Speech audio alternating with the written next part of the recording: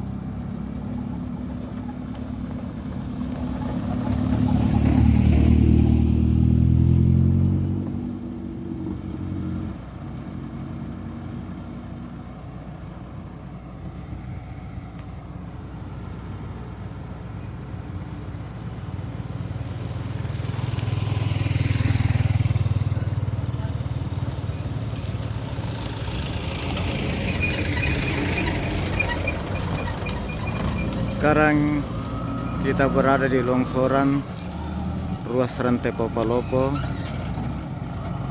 10 km sebelum kota Palopo di daerah Battang. Longsoran yang terjadi seminggu yang lalu sekarang sudah bisa dilewati dengan lancar aman. Walaupun tetap waspada, sementara alat berat tetap standby di lokasi, sebuah loader dan eksavator. Terima kasih sahabat sekalian. Sampai di sini kunjungan kita jalan-jalan di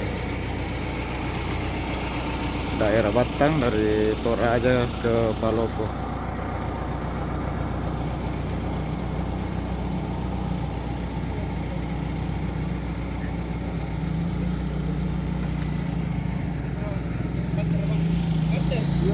Karena